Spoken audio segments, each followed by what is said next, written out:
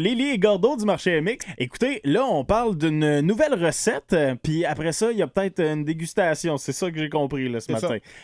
Vous avez une recette, en fait, que, si je comprends bien, est apparue dans votre menu parce que il y a une cliente qui l'a demandé, puis vous avez fait « Je pense que c'est une bonne idée. » Oui.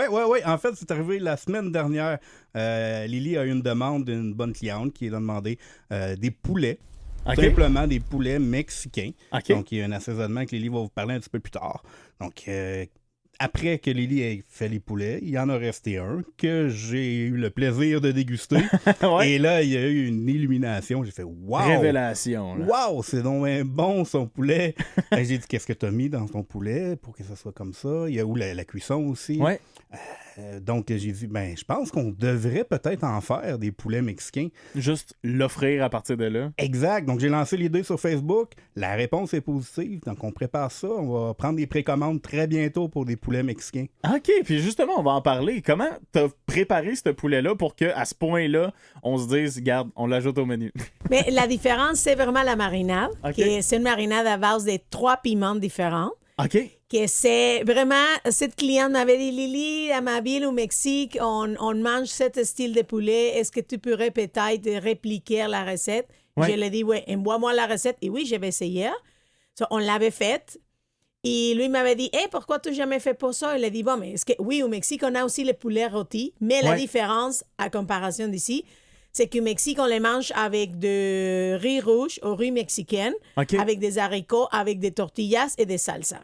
C'est un peu plus garni qu'ici, que c'est juste la salade de choux ou des patates frites. Mais vraiment, c'est populaire au Mexique. C'est une nourriture de week-end que les mères à la maison ne voudraient pas cuisiner, surtout aller à la rôtisserie. On l'appelle comme ça, rosticeria. Et il y a de différentes façons de marinade. On essaye d'avoir de différentes façons. Et voilà, c'est juste comme ça, c'est facile, c'est pratique, mais moi, j'ai jamais pensé parce qu'il y a beaucoup aussi de rôtisseries. Ça, c'est pas quelque chose de nouveau. Puis on connaît tous les poulets portugais qui sont hyper populaires. Non, c'est ça, mais c'est des mecs qui sont populaires un peu partout, mais en même temps, tu sais, poulet mexicain, entre nous autres, moi, j'avais jamais entendu parler de ça parce que souvent, quand on pense mexicain, on pense au tacos. C'est comme, c'est ce qui est évident, c'est ce qui revient en tête rapidement. Fait que je pense que c'est un pari un peu plus osé d'offrir du poulet comme ça, mais je pense que ça va marcher, moi. Mais en fait, ça se mange aussi comme des tacos, ça. Tu as les tortillas à côté, ça. Tu prends ton poulet rôti, tu le mets dans ta tortillas, un petit peu de salsa, puis je pense qu'il y en a même qui mettent du riz dans leur tacos avec le poulet, carrément. Vraiment, on met du riz. Oui. On met vraiment comme les kits, c'est une fois que tu reçois ton kit de poulet rôti, tu mets tes tortillas, un peu de riz, les poulets, et après tu manges et tu mets de la sauce. Il y a des personnes qui les mangent avec la salade, vraiment. Mais les kits d'habitude, c'est avec ça. C'est comme vraiment les repas complets pour la famille. Pour 4 personnes. Je sais qu'aujourd'hui, tu es du côté du marché public de Drummondville.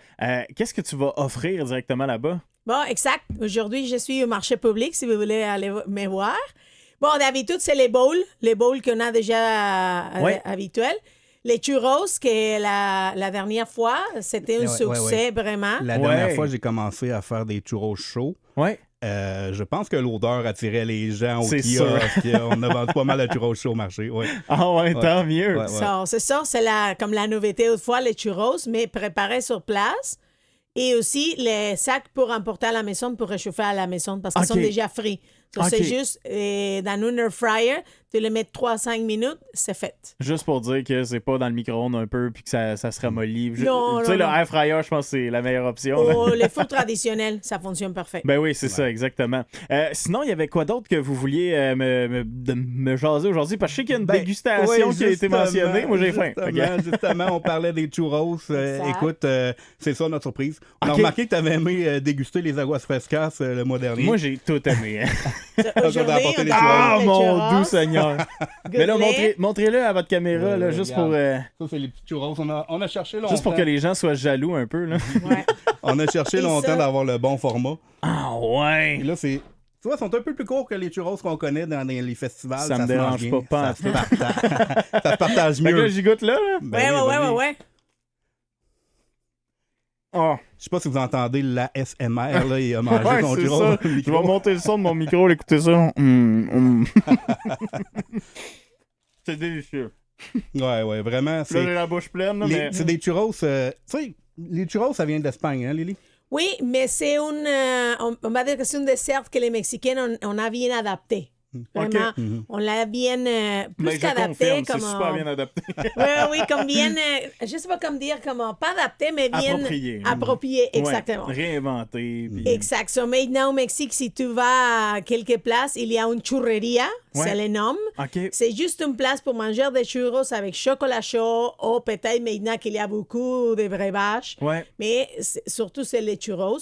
Et la fascination au Mexique, c'est que des fois, il y a un monsieur qui se promène dans la rue avec une petite sac avec des churros déjà prêts. Ah ouais. So, lui avait une grosse panier, des fois à la tête ou avec une petite... un chariot, là. Chariot. Et lui, ça promène avec les churros comme ça. So, toi, achètes à le moment les churros et tu les manges.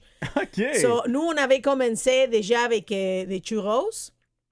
Et on avait acheté une machine pour faire des bites de notre recette de tamal. OK. Mais Kevin m'avait dit, Lily, la même machine pour faire des churros aussi. So, on commence à faire les nous-mêmes.